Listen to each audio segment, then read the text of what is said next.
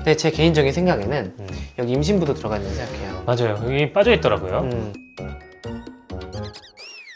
안녕하세요. 산성녀TV의 미니 아빠 신이 아빠입니다. 날씨가 조금씩 따뜻해지면서 네. 봄이 오는 신호가 오고 있습니다. 이제 애들 데리고 나가야 되는데 우리의 발목을 잡는 게 있어요. 바로 미세먼지입니다. 네. 예전에 제가 어렸을 때 생각해보면은 그냥 황사만 생각했던 것 같아요. 맞아요. 요즘은 좀 미세먼지가 한 4계절 내내 좀 문제긴 해요. 이제 나가서 놀아야 되잖아요. 네. 이 미세먼지 예보는 계속 나오고 어플에 막 알람은 계속 울리는데 이게 언제까지 나가도 되냐 딜레마란 말이죠. 네. 오늘 미세먼지 예보에 따라서 우리가 외출을 해도 될지 말지 이런 거에 대한 이야기를 한번 해보고자 합니다. 근데 이제 한 가지 또 궁금한 거는 우리가 미세먼지 예보를 할 때 밑에 또 추가로 오존 농도 뜨잖아요. 네네네. 같이 좀 네. 설명을 해주시죠.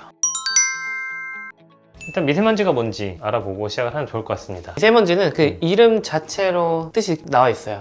작은 먼지예요. 일단 미세먼지에 들어가려면 한 직경이 10마이크로미터는 돼야 됩니다. 그러니까 머리카락보다 한 20분의 1, 30분의 1? 엄청 작죠. 네. 그것보다도 더 작은 구분들이 좀 있기는 해요. 직경이 2.5마이크로미터보다 작은 거를 초미세먼지라고 하고 예보나 이런 데에 잘 들어가진 않지만 공기청정기 기능 얘기할 때 많이 얘기하는 게 극초미세먼지라는 얘기도 써요.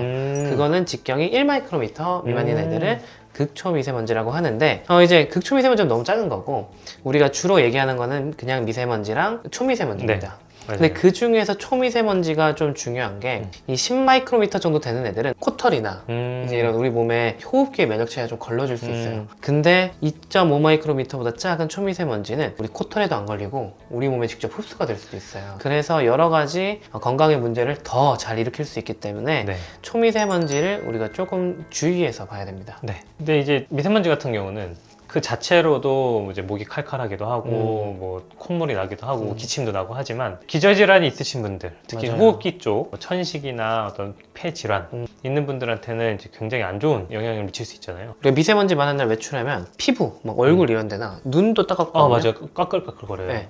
그게 폐에도 그대로 간다 생각하시면 돼요. 네. 그래서 천식이나 이런 만성 폐질환 있는 분들은 그 증상이 갑자기 심해질 수도 있고요. 이것 자체로 알레르기가 더 많이 생긴다는 얘기도 있고 초미세먼지 같은 경우는 전신에 다 영향을 줄 수도 있어요. 그래서 심장질환 있으신 분들도 문제가 맞아요. 생길 수가 있습니다. 네. 그리고 뇌 문제도 생긴다 뭐 이런 연구 결과도 있으니까요. 뇌까지. 네, 뭐 치매가 미세먼지에 영향받는다 이런 얘기도 있어서 미세먼지 농도에 따라서 야외 활동을 좀 조심해야 되는 부분이 있어요. 그래서 특히나 우리가 이걸 조심해야 되는 분들을 민감군으로 구분을 해놓은 게 있거든요. 네. 그 민감군에는 소아, 만 65세 이상의 노인, 폐질환자, 심장질환자가 들어가 있습니다. 근데 제 개인적인 생각에는 여기 임신부도 들어가 있는 생각해요. 맞아요. 여기 빠져 있더라고요. 좀 명시를 할 때 임신부도 좀 포함이 됐으면 좋겠습니다. 네. 임신 중에 만약에 초미세먼지가 이제 우리 혈액으로 들어와서 아까 얘기한 심장이나 뇌 쪽으로 이상이 생길 수도 있고 아직 뭐 정확하진 않지만 태아한테 영향을 미친다는 연구도 일부 있거든요. 그러니까 이런 것들을 이제 종합을 해봤을 때는 임신 중에도 이런 초미세먼지, 미세먼지가 많은 날에는 민감군으로 분류를 해서 우리가 좀 더 보호를 해야 된다 맞아요. 생각이 좀 들어요. 네. 그 미세먼지는 그거고 오존. 맞아요. 근데 오존은 근데 우리가 학생 때 오존층 막 이런 거 배워가지고 맞아요. 왠지 없어지면 안 되고 맞아요. 좋은 거 같이 생각이 많이 되잖아요. 그러니까 오존층 파괴되면 안 좋다라고 얘기하니까 아하. 오존 농도가 올라간다는 얘기 들으면 되게 헷갈려요. 좋은 건가? 네. 이게 오존이라는 어. 게 저 하늘 높이 올라가 있으면은 그게 자외선을 막아주기 때문에 하늘 높이 있는 오존은 우리가 오존층이라고 부르면서 그 보존을 해야 된다라고 알고 있지만 우리가 오늘 얘기할 거는 이 지표면에 있는 오존이에요. 네, 맞아요. 이 오존 자체는 굉장히 강력한 산화물질입니다. 그쵸. 우리가 이제 오존으로 소독도 하잖아요. 맞아요. 네, 이 소독을 한다는 것 자체는 세포를 파괴한다는 거예요. 맞아요. 세균만 죽이는 게 아니에요. 우리 몸의 세포도 죽일 수 있는 거예요. 그래서 이 오존이 지표면에 있으면 우리 몸의 세포들도 공격을 하고 이것 때문에 여러 가지 건강에 이상이 생길 수 있어요. 근데 이제 아까 얘기한 우리가 뭐 극초미세먼지 이것보다도 오존은 훨씬 작잖아요. 네, 그쵸. 이거는 아예 분자다니까. 그러니까 이 오존의 농도도 우리가 미세먼지 농도 발표를 할 때 밑에 보면 같이 써 있어요. 일기예보에서도 말을 해줍니다. 그렇기 때문에 이 오존의 농도도 무시하면 안 되고 그 미세먼지 농도처럼 같이 신경을 쓰고 이제 야외 활동 어떻게 해야겠다 이 계획을 짜셔야 됩니다. 네. 우리나라에서는 이 미세먼지랑 오존 농도를 한국환경공단에서 관리를 하고 있어요. 근데 이거를 막 숫자를 외우면 되게 힘들거든요. 네. 그래서 되게 간략하게 4등급으로 나눠놨어요. 미세먼지나 초미세먼지 그리고 오존 이 세 가지를 농도가 낮고 공기질이 좋다라고 하면 좋음, 그것보다 좀 많다 하면 보통, 그것보다 좀 더 나쁘면 나쁨, 그것보다 더 나쁘면 매우 나쁨 이렇게 4단계로 구분을 해놨습니다. 네. 근데 이게 발표가 나면 헷갈릴 수 있어요. 그래서 일단 오존은 따로 생각을 하고요. 미세먼지랑 초미세먼지가 같이 발표가 되는데 두 개가 서로 다른 날이 있습니다. 예를 들어서 뭐 미세먼지는 보통인데 초미세먼지는 나쁨인 날이 있어요. 그러면 그 중에 더 나쁜 걸로 생각하셔야 됩니다. 어떻게 보면 당연한 거예요. 맞아요. 네. 그래서 미세먼지나 초미세먼지는 둘 중 나쁜 걸로 생각을 하시고 그리고 오존은 그냥 그것 자체로 좋은지 나쁜지를 판단하시면 됩니다. 네. 그래서 이 농도에 따라서 어떻게 대처를 하느냐 이거는 이제 제 표를 이렇게 띄워드릴 텐데 보시면 우리가 아까 말씀드린 민감군하고 일반인하고 나눠서 이제 대처를 해놨어요. 근데 공통적인 거는 매우 나쁨일 때는 다 야외 활동을 하지 마라 라고 되어 있고 나쁨 단계랑 보통 단계에서 조금 차이가 있어요. 일단 일반인 같은 경우는 보통 단계까지는 특별히 야외 활동에 제한을 두지는 않습니다. 근데 나쁨 단계에서는 야외 활동을 오래 하거나 야외 활동 중에 어떤 증상이 생긴다라고 하면 야외 활동을 중단해라 라고 되어 있어요. 보통 야외 활동을 길게 하는 건 이제 한두 시간 정도 이상을 하는 걸 얘기를 하고요. 그 안쪽으로 하는 거는 증상만 없으면 할 수 있다 라고 되어 있습니다. 하지만 민감군 같은 경우는 보통일 때도 어떤 야외 활동을 하다가 목이 따끔거리거나 뭐 눈이 아프거나 천식 환자 같은 경우 천식 증상이 안 좋아지거나 그런 증상이 생겼을 때는 보통이어도 이제 야외 활동을 중단해라 라고 되어 있고 네. 나쁨 단계에서는 당연히 이제 야외 활동 많이 하지 마라 라고 되어 있어요. 네. 우리나라 예보가 조금 기억하기 되게 쉽게 돼 있어요. 단계도 4단계고 미세먼지랑 오존이 다 대처법이 거의 똑같습니다. 그러면은 우리가 보통 아이를 키울 때 아이들은 이제 민간군에 들어가니까 네. 오늘 미세먼지랑 초미세먼지가 보통이어도 만약에 좀 감기에 걸렸다 우리 아이가 천식이 있다 하면은 굉장히 좀 조심을 해야겠네요. 조심해야죠. 그러니까 아예 나가지 말라는 건 아닌데 아이가 불편해하는 건 없는지 좀 잘 살펴봐야 됩니다. 네.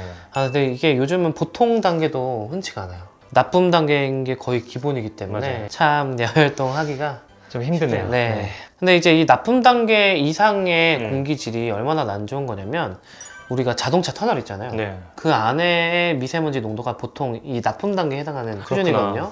그렇기 때문에 이거를 그냥 무시할 만한 수준은 아닙니다.